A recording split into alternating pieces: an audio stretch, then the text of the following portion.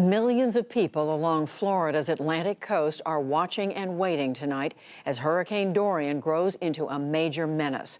Forecasters now say that the storm could be a Category 4 with winds of 130 miles an hour when it hits on Monday. Today, lines of shoppers waited outside supply stores, preparing for a tense Labor Day weekend.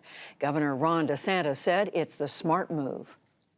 You saw long lines for gas, people going into the grocery store to get water. We don't like necessarily seeing people wait in line, but people are heeding the call to just be prepared. We can't tell you exactly where this thing's going to go right now. It's been kind of here and there, and it's not been a very, consistent path in some respects. But nevertheless, be prepared.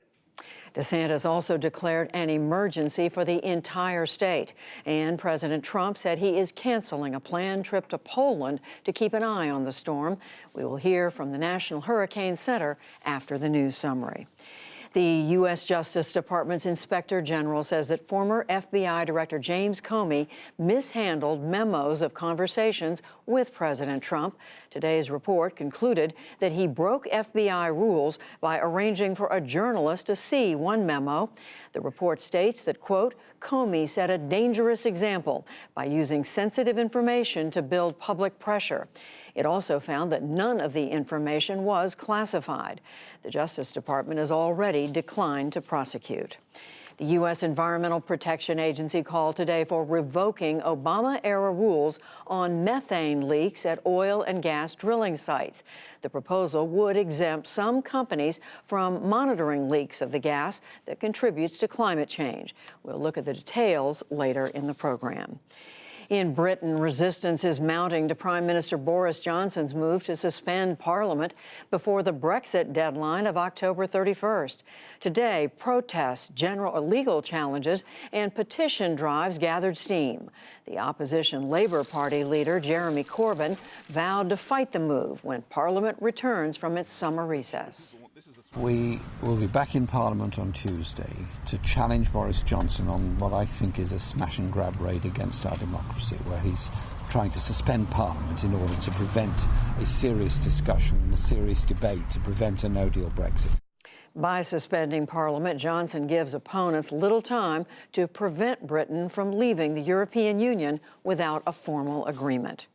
China sent fresh troops into Hong Kong today, calling it a routine rotation.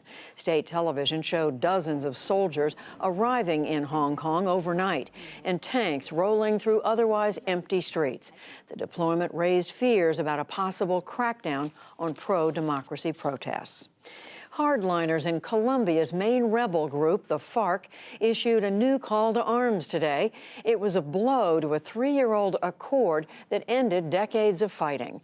In an online video, the rebels accused the government of failing to live up to the peace agreement. When we signed the agreement, we did it with the conviction that it was possible to change the lives of the humble and the dispossessed, but the state has not fulfilled even the most important of the obligations. That is, to guarantee the life of its citizens and particularly to prevent their murder for political reasons. Colombia's president offered a reward of nearly $1 million for the leader of the hardliners.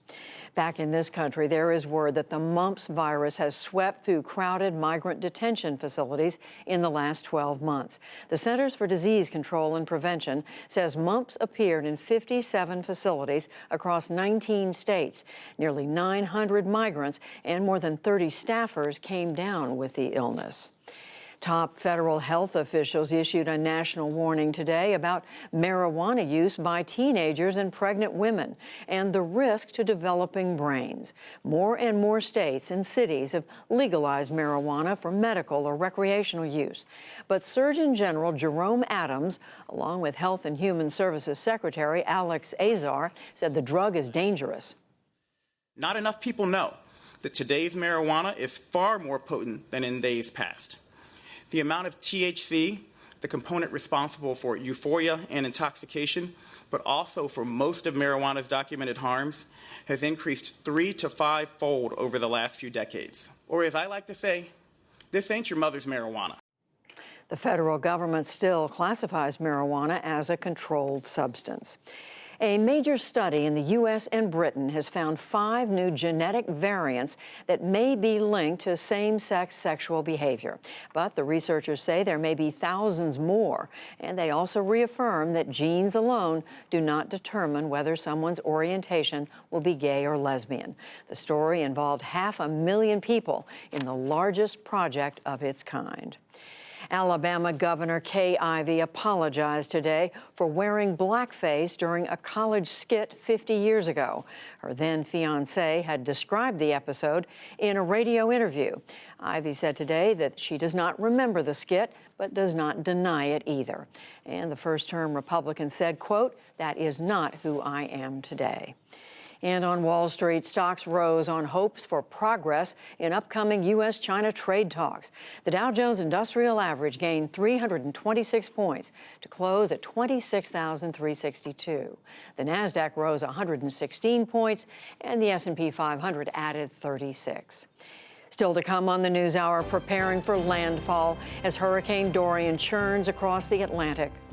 On the ground in El Salvador, while the White House hardens its stance on citizenship. The Trump administration moves to roll back key regulations for monitoring natural gas, and much more.